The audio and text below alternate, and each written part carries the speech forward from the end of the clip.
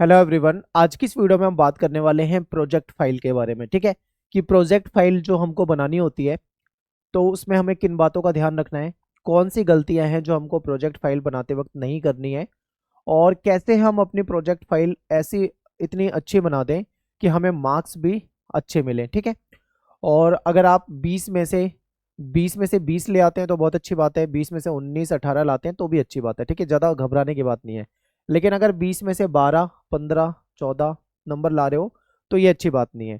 तो अब मैं आपको फाइल के बारे में बताने वाला हूँ कि किस तरीके से आप अच्छी फाइल बनाकर अच्छे मार्क्स ला सकते हो। ठीक है, तो चलिए देखते हैं। टेलीग्राम ग्रुप ज्वाइन कर लो अगर आपने नहीं ज्वाइन किया तो। यहाँ पे आपको पीडीएफ नोट्स वगैरह मिल जाते हैं। इसके लिए आपको class 12th ESP new group ये सर्च करना है और इसको ज्वाइन करना है। ठीक है, आगे चलते हैं और चलिए स्टार्ट करते हैं कि प्रोजेक्ट फाइल बनाते वक्त हमें किन किन बातों का ध्यान रखना है। मैं आपको सभी पॉइंट बताऊंगा, आपको बहुत ध्यान से देखना है। इस अगर कोई भी पॉइंट रह जाता है तो आप कमेंट में पूछ सकते हैं। ठीक है, आपको कमेंट में रिप्लाई कर दूंगा, या और भी कोई डाउट हो तो आप कमेंट में कर देना, मैं नेक्स्ट वीडियो में उसको क्लियर कर दूंगा। तो प्रोजेक्ट फाइल जब हमको बनाना है तो हमको एक चीज़ याद रखनी है कि हमें प्रोजेक्ट फाइल में जो भी लिखना है, जो भी हमें टॉपिक मिला है, या मान लो किसी बच्चे को कोई चैप्टर मिल गया है, ठीक है, या किसी चैप्टर में से कोई टॉपिक मिल गया है, तो आपको तो ये पता ही होगा कि आपको कौन सा टॉपिक मिला है। तो उस टॉपिक के बारे में आपको फाइल में लिखना होता है। ठीक है, तो देखिए आपकी जो राइटिंग है यानी हैंड राइटिंग जो होगी वो साफ सुथरी होनी चाहिए। फाइल को ऐसे लिखना है कि टीचर को समझ में आ जाए। ऐसा नहीं लिखना कि समझ में ना आए, अगर समझ में नहीं आया तो वहाँ पे आपके मार्क्स कट सकते हैं। ठीक है, और पेन, यहाँ पे दो तरीके की बातें होती हैं।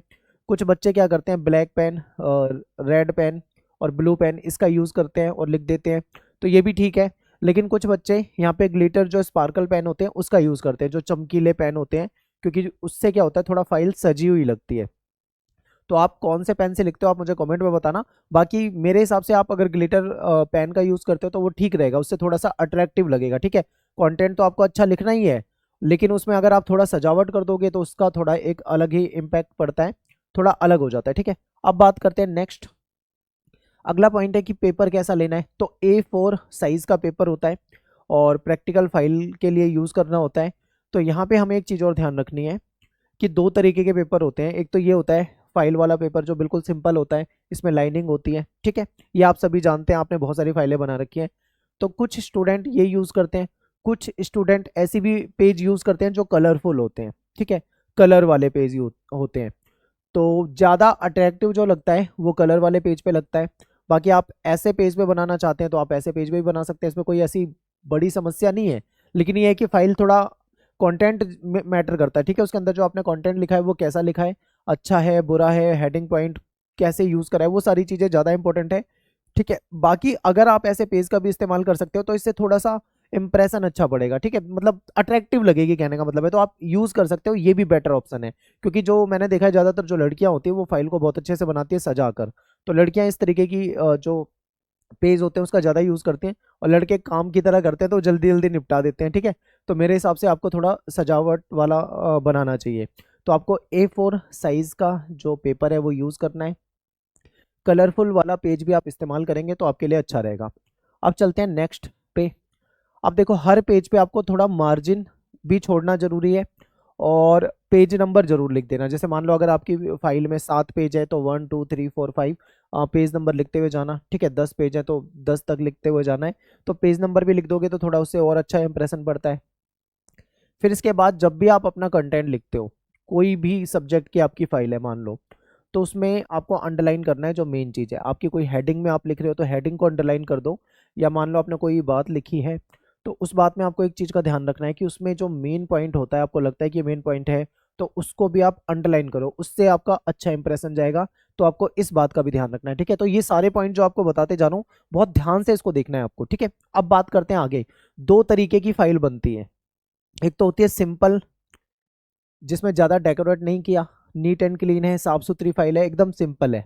एक तो इस तरीके की फाइल हो गई। दूसरी होती है थोड़ा अट्रैक्टिव, जिसमें आपको डेकोरेशन खूब किया जाता है। ठीक है, अब क्या होता है कि भाई देखो अलग अलग स्कूलों में बच्चे अलग अलग तरीके से बनाते हैं। कुछ बच्चे सिंपल बना देते हैं तो कुछ बच्चे बहुत ज़्यादा डेकोरेशन करते हैं। अब ये आपके ऊपर डिपेंड करेगा कि आप किस तरीके की फाइल बनाओगे। लेकिन अगर आप थोड़ा सा डेकोरेशन कर देते हो, थोड़ा उसको सजा देते हो, तो उससे थोड़ा इंप्रेशन अच्छा होता है कि फाइल देखने में लगती है कि हाँ भाई अच्छा है। कंटेंट तो अंदर जो होगा वो तो ठीक ही होगा, कंटेंट तो आपको ठीक ही लिखना है, चाहे आप सिंपल बना रहे हो या डेकोरेटिव फाइल बना रहे हो, अंदर जो लिख रहे हो वो तो भाई अच्छा होना ही चाहिए। उसमें तो कोई आप ये मान लो उसमें कोई कोई भी गुंजाइश नहीं है कि आप उसको कम कर लो, आपको लिखना अच्छा है। लेकिन अगर आप डेकोरेशन करते हो तो उससे अच्छा इंप्रेशन बढ़ता है, तो ध्यान रखना, या तो आप इस ऑप्शन के साथ जा सकते हो या इस ऑप्शन के साथ जा सकते हो, दोनों आपके लिए बेटर है। आप मुझे कमेंट में बताइए कि आप किस तरीके की फाइल बनाते हो, ठीक है। मेरे हिसाब से अगर पूछोगे तो थोड़ा सजा दोगे तो अच्छा रहेगा। अब चलते हैं अगले पॉइंट पे। कलरफुल इमेज लगानी है, क्योंकि देखो जब कोई टॉपिक आप समझाते हो, अपनी फाइल में लिख रहे हो, जिस पे भी आप प्रोजेक्ट बना रहे हो, तो उसमें कुछ पिक्चर्स का इस्तेमाल किया जाता है, ठीक है, फोटोज का इस्तेमाल किया जाता है। उसमें न्यूज़पेपर की कटिंग भी हो सकती है, या इंटरनेट से निकाली हुई कोई पिक्चर भी हो सकती है, फोटो भी हो सकती है, ठीक है। आजकल तो आपको पता है एआई से भी पिक्चर बन जाती है, तो एआई से बनाई हुई पिक्चर भी यूज़ कर सकते हो। लेकिन कलरफुल यूज़ करोगे तो थोड़ा अच्छा लगेगा, इंप्रेशन बहुत अच्छा जाता है। तो आप इस तरीके की कलरफुल इमेज जो है वो लगाओ, ठीक है। और जिसके बारे में भी, मतलब जो भी टॉपिक आप लिख रहे हो उसके बारे में आपको इमेज लगानी होती है उसमें, तो ये इंपॉर्टेंट है। आगे चलते हैं। नेक्स्ट है, बेसिक डिटेल आपकी जरूर होनी चाहिए। अब जैसे जिस बच्चे ने फाइल बनाई है, ठीक है, उस बच्चे की डिटेल होनी चाहिए, जैसे कि उसका नाम क्या है, उसकी क्लास, ठीक है, उसका जो रोल नंबर है, टॉपिक का क्या नाम है, और इसके अलावा भी और कोई इन्फॉर्मेशन अगर आपसे मांगी जाती है तो आपको लिखनी है, और ये क्लियर लिखी होनी चाहिए, ताकि जब फाइल जमा होती है तो पता लग जाए कि कौन सी फाइल किसकी है, क्योंकि जब मार्क्स दिए जाते हैं तो ये चीज़ें मैटर करती हैं, ठीक है। आगे चलते हैं। फिर आप जो फाइल बनाते हो तो उसमें एक इंडेक्स होनी चाहिए, ताकि जब टीचर आएगा बाहर से, उसको फाइल को ओपन करेगा, तो इंडेक्स में उसको सब कुछ दिख जाएगा कि कौन से पेज नंबर पे क्या लिखा हुआ है, ठीक है, आगे क्या क्या कंटेंट है, वो सारा उसको इंडेक्स से ही पता लग जाएगा, ठीक है। तो ये तो मैं अभी फाइल की बात कर रहा हूँ। वाइवा और जो क्वेश्चन पूछे जाते हैं उसको कैसे बताना है, वो मैं आपको नेक्स्ट वीडियो में बताऊंगा, डिटेल में समझाऊंगा उस पर, ठीक है। अभी फाइल कैसे बनानी है, कैसे उसको सजाना है, इन सब चीज़ों पे बात कर रहे हैं। तो ये इंडेक्स आपकी जरूर होनी चाहिए, ठीक है। फिर इसके बाद आपको पता है एक प्रमाण पत्र भी उसमें लगाना होता है बना के, सर्टिफिकेट जिसको कहा जाता है। ये क्या होता है, ये सर्टिफाई करता है कि ये फाइल जो है आपने ही बनाई है, ठीक है। आपका तो इसमें आपको डिटेल भरनी होती है कि भाई आपका नाम लिख दोगे, अपनी क्लास लिख दोगे, अपना रोल नंबर वगैरह लिख दोगे, जो सेशन चल रहा है जैसे 2025-26 है तो 25-26 लिख दोगे, ठीक है। और सब्जेक्ट का नाम लिख दोगे, उसमें जो टॉपिक दिया गया है उस टॉपिक का नाम लिख दोगे। फिर आगे बता दिया जाता है कि भाई ये मेरे द्वारा बनाई गई है, और जैसा सीबीएसई के अकॉर्डिंग जो जो भी चीज़ें हैं उसको ध्यान में रखकर आपने बनाया है, ठीक है। डेट आपको लिख देनी है, फिर अपना नाम वगैरह लिख देना, हस्ताक्षर वगैरह इसमें हो जाते हैं, तो ये आपको ध्यान रखना है।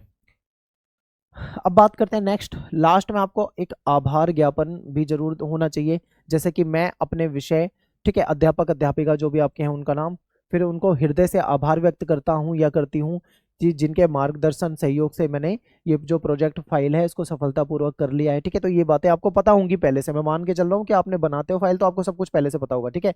बस मैं आपको बता रहा हूँ कि ये चीज़ें होनी चाहिए। और आगे चलते हैं।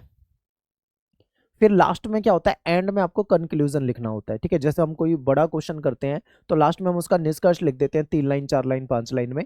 तो इसी तरीके से जब आपने पूरी प्रोजेक्ट फाइल बना दी है तो लास्ट में आपको एंड में जाके उसका निष्कर्ष कर देना होता है, ठीक है। तो निष्कर्ष जरूर लिख देना है।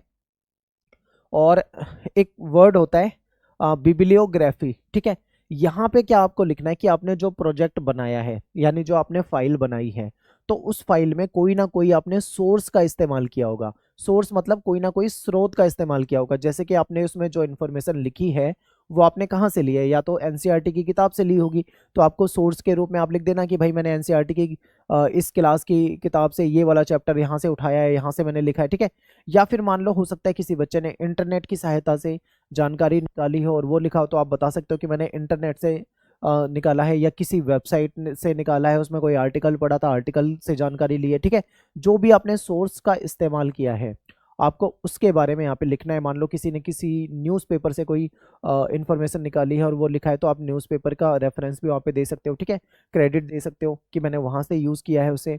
इसके बाद लास्ट में अगर हम देखें तो, ठीक है, ये आपको पूरा ओवरव्यू वगैरह जो होता है ये इस तरीके से हो जाता है, ठीक है।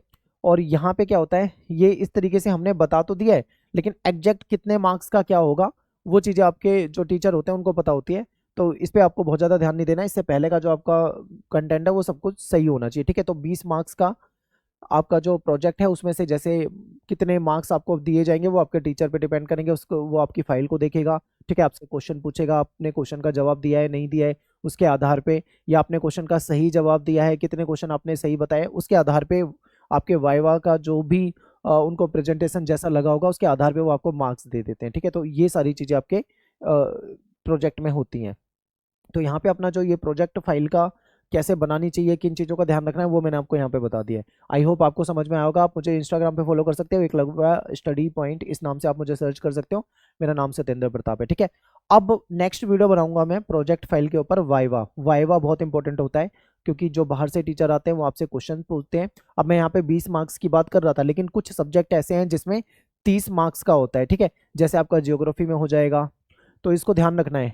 तो जो टीचर आएंगे बाहर से क्वेश्चन पूछेंगे, आपको जवाब कैसे देना है। अगर क्वेश्चन नहीं आता है आपको, आपसे कोई ऐसा क्वेश्चन पूछ लिया आपको नहीं आता है, तब आपको क्या कहना है, इन सब चीज़ों का हमें ध्यान रखना है, ठीक है। मैं आपको नेक्स्ट वीडियो में बताऊंगा।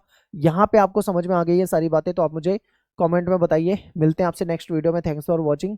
जय हिंद, जय भारत, ठीक है। वीडियो को लाइक कर दें और कमेंट कर दें, शेयर कर दें।